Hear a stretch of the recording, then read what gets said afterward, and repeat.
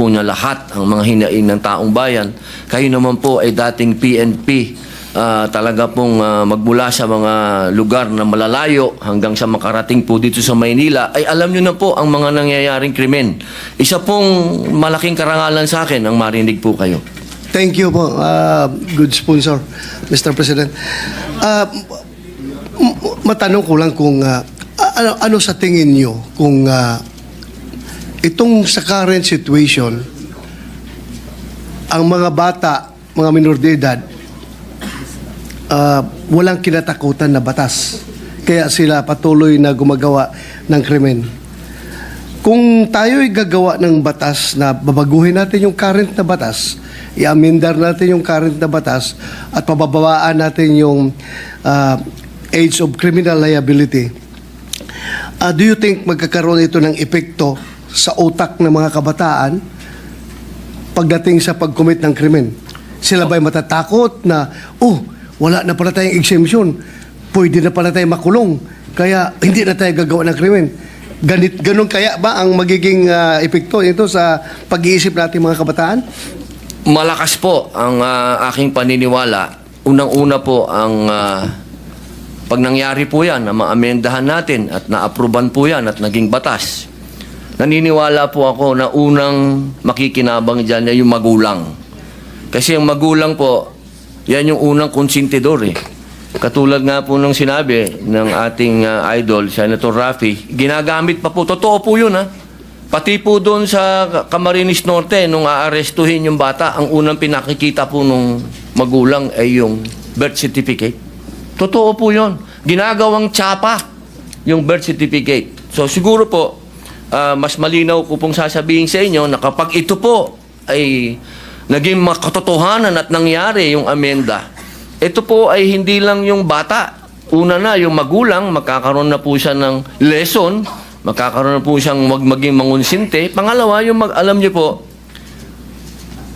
hindi ko na po ipagkakaila sa inyo, nung minsan nagkaroon na rin tayo dito ng pagdinig, sinabi ko naman na alam natin ang underworld. At alam nyo rin po yan, General. Ang unang mga inaalagaan talaga ng mga sindikato, bata. Huwag na po natin yan i-deny. Kasi yan po ay makatotohanan. Kahit po sa bilangguan, ang unang-unang inaantay na dumating dyan, yung inosente at ignorante, yung walang aral, bata, kasi yan ho'y madaling doktrinahan. Isipin nyo, sa kalsada, sa ngayon, kung itong ganong klaseng paniniwala ang iyaharap mo sa mga bata, sige, gawin mo yan, hindi ka makukulong. Yung lakas ng loob ng kabataan natin, dadagdagan mo pa ng tsapa. Tsapa yun eh. Hindi ka makukulong. Kaya ang kailangan lamang po natin, may batas na kakatakutan. Hindi lamang po yung bata, unang-una yung magulang, pangalawa yung sindikato. Kasi dapat po nating tingnan lagi yung malaking sakop po nito. At diyan po sa kalsada, tandaan natin, ang vulnerable dyan, bata. At lalo na po, pagdating po dyan, sa usapin ng manonood ka dyan, ng kung ano-ano na napapanood natin sa social media, bata pa rin. Kaya hindi napakahirap tanggapin na pag nakagawa na ng krimen, ang sasabihin sa'yo, bata yan. Eh, pambihira. Saan naman naging bata yung gumawa ng heinous crime? Totoo po yun, Mr. President, good sponsor. I just would like to share with you my personal experience pagdating sa modus operandi ng mga criminal syndicates using bata. Ito po yun. Isa, nung meron kaming, nahuli na puser ng droga, ininterrogate namin kung saan galing yung kanyang supply.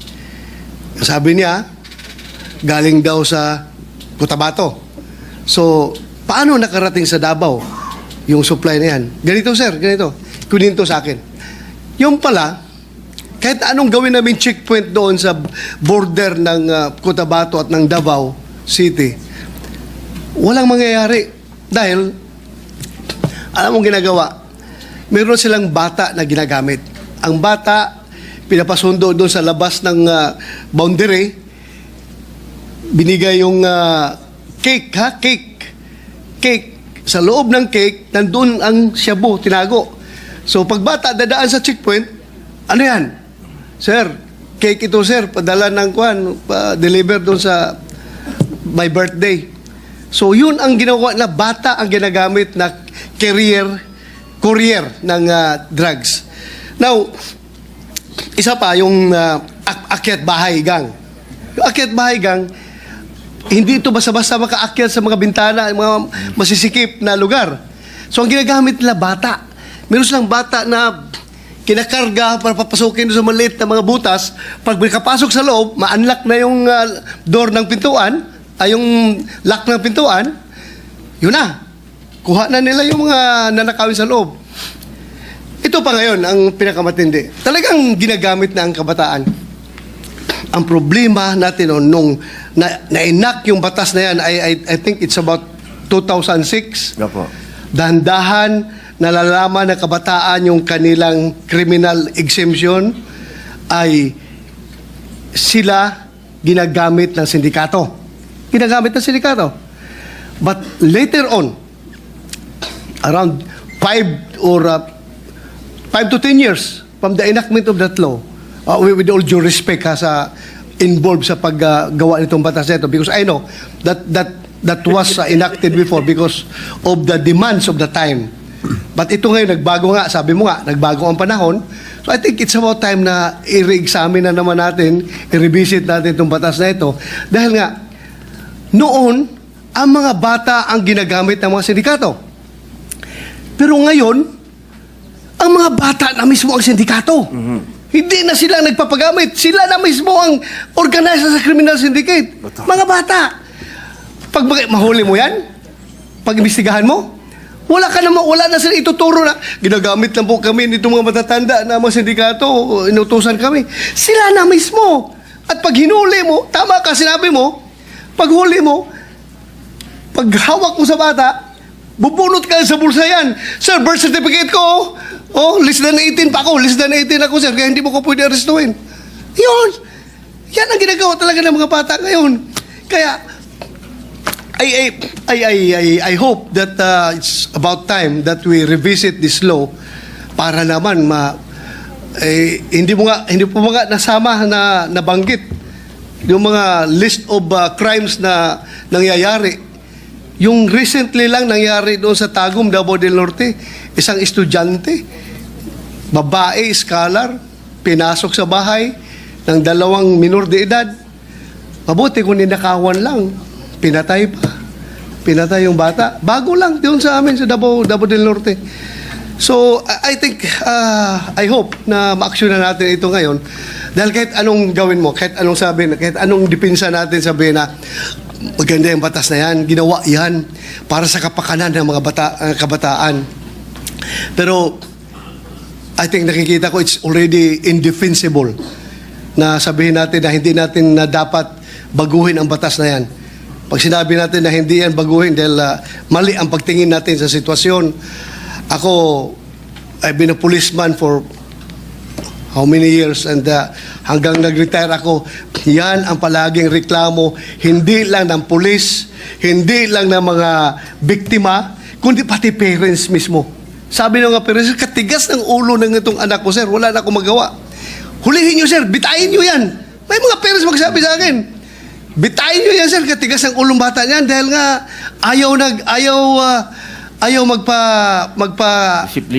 magpa-disiplina dahil alam nila na mayroong batas silang sinasandalan.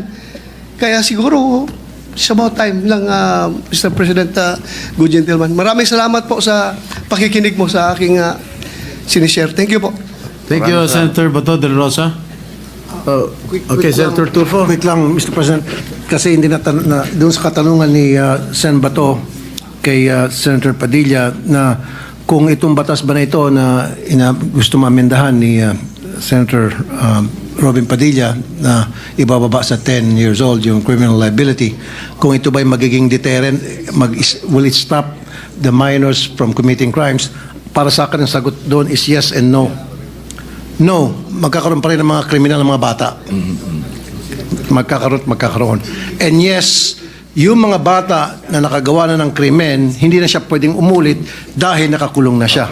Sa present setup, yung mga minor de edad na mga loko-loko, they keep on committing crime time and time and time and time and time and time again sapagkat hindi sila pwede makulong. Paulit-ulit sila nakagawa ng krimen. Ngayon, kung dito sa batas na pinopropose ni Senator Robin Padilla, one strike ka lang. Gumawa ka ng krimen na heinous, kulong ka na, hindi ka na makaulit. Thank you, Mr. President. Maraming salamat po. Thank you, Senator Rafi.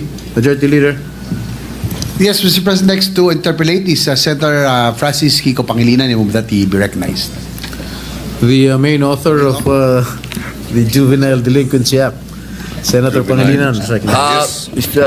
Ginoong Pangulo, bago po umpisa si Senator Kiko, gusto ko lamang po siyang batiin at siya na po ang chairman ng Constitutional Amendments and Revision. At maraming salamat din sa dating chairman ng Constitutional Amendments Committee. Magandang araw sa kanila lahat. Kung maaari po bang magtanong ng ilang mga katanungan sa ating nagbigay ng kanyang privilege? Opo. Unang-una, nagpapasalamat tayo na ito'y naisiwalat ng ating kasamahan sa Senado, yung usapin ng Juvenile Justice Welfare Law of 2006 and amended noong 2013. Una sa lahat, tayo ay nakikiisa sa kanya sa usapin ng pangangailangan ng hustisya, lalo na sa mga naging biktima ng mga krimen o kaya mga kilos ng mga kabataang nasasangkot o minor de edad na nasasangkot sa criminal activities. Tama lang na dapat ang mga nagkasala ay nananagot.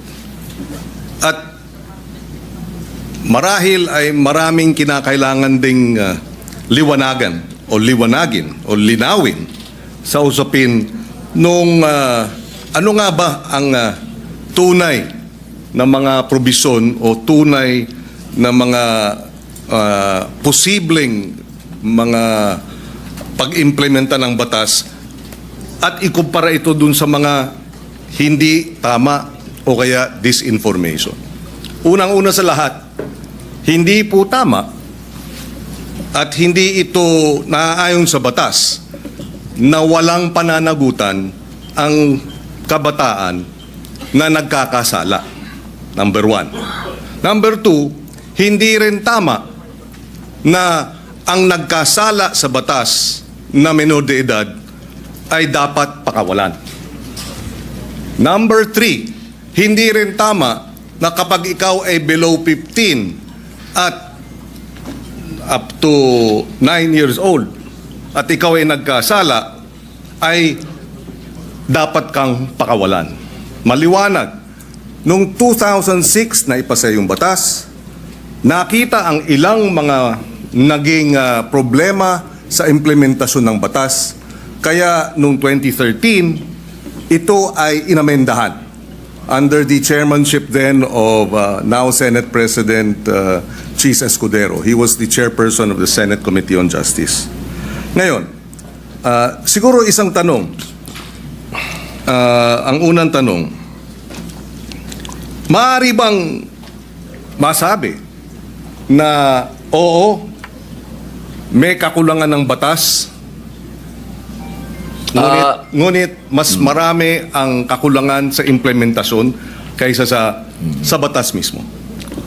Una po, linawin ko po sa ating kaibigan, Senator Kiko Pangilinan, wala po akong sinabi na kulang ang batas. Ang sabi ko po ay napakaganda ng batas na ito.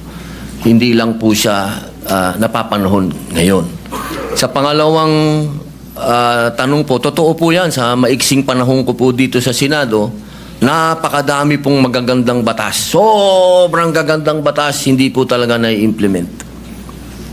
Hindi lang po sa usapin na ito. Usapin lang ng agrikultura, number 1 na yun. Public information, number 2 na yun. Pero ito pong tanong niyo po, totoo po yan. Implementasyon ang kulang. Pero alam niyo naman po sa buhay ng... Ito lang po, opinion ko lang po ito, no? Dahil ako po ay hindi ko naman po itinatago na tayo po'y galing dyan sa ganyang klaseng buhay. Yung mga ganito po kasi, alam nyo, minsan iisipin natin ang mga kriminal bobo, kriminal tanga, kriminal walang isip. Gusto ko pong sabihin sa inyo, nagkakamali po tayo. Yan ho ang mga pinaka may brilliant mind, ano? Kung gusto nilang gumawa ng krimen at gusto nilang gamitin po talaga yung mga bata, talaga pong magagamit po nila. Kaya ulitin ko po, Senator Kiko, wala po akong nakitang hindi maganda sa batas po ninyo. Ako po'y naniniwala dito sa batas po ninyo. Kaya lang po, kailangan po natin mag-adjust po sa panahon po ngayon. Maraming salamat sa paliwanag at sa kasagutan. Kanina nabanggit nung in-interview na kabataan na kaya nila ginawa yung batas, yung kriminalidad. Kaya sila gumawa ng krimen ay dahil hindi sila mapaparusahan. Tama yun, hindi ba? Tama yung kanilang, yung bitiw na salita. Tama ba yun sa ilalim ng batas? Na pag sila'y gumawa ng kriminalidad o krimen ay hindi sila mapaparusahan. Sa usapin po ng, kasi ganito po yan, no? Napakaganda po nung inyo pong katanungan. Ang bata kasi, kahit siya, lalahatin ko na po, ano? Kasi ganito yan pagka sinabi mong pananagutan, ang kaduktong po nun, dapat may parusa. Kasi kung pananagutan, oo, may pananagutan, sinabihan siya, ginawa mo yan, kaya ganito muna ang mangyayari sa'yo, dadaling ka muna dito sa Bahay Pag-asa, dadaan ka dito sa matinding intensive na masasabi nating psychological and moral and lahat na po, no? Sabihin natin. Alam niyo po, Senator Kiko, sa 3 years and a half ko po sa Bilibid, hindi ko naman po nila lahat, ano? Pero wala na pong pinakamagagaling na artista kundi kriminal.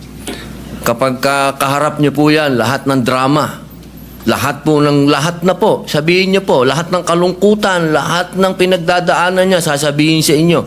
Pero pag talikod po ng nag-i-interview dyan, halimbawa ng empleyado, yung sabihin gwardiya, o ng probation officer, pag talikod po nun, pagbalik niyo sa selda, bubuksan yung wallet niya, papakita sa iyo yung dyaryo, itong pinatay ko, pare. Ganyan po ang criminal mind. Hindi ko naman po inilalahat. Pero pagka sinabi po natin kasi ng pananagutan, dapat nagbabayad ka ng kasalanan. Hindi lang binasa sa'yo. Hindi yung parang gumawa ka ng isang karumal-dumal na krimen. Ito po nakita ko po ito dahil ako po ay kagyat na pumunta sa Camarines Norte nung ni-rape nila yung batang ano po ito Senator Kiko magkakaibigan po ito. Yung babae ni-rape nila, binidyo nila, lahat, pinatay, lahat po, binidyo, hanggang naagnas yung bata, binidyo. Pagdating po, kasama po ako doon, nung dinala po doon sa Bahay Pag-asa, ang sabi nung bata, hahantingin ko kayo, sabi doon sa mga, papatayin ko kayo, sabi doon sa mga pulis. Ilang taon yung batang yun? 13 po. At ilang taon yung grupo sila, hindi ba? Grupo po. 13, 15, yung isa po 16. Yung bata pong ni-rape nila, 13 din.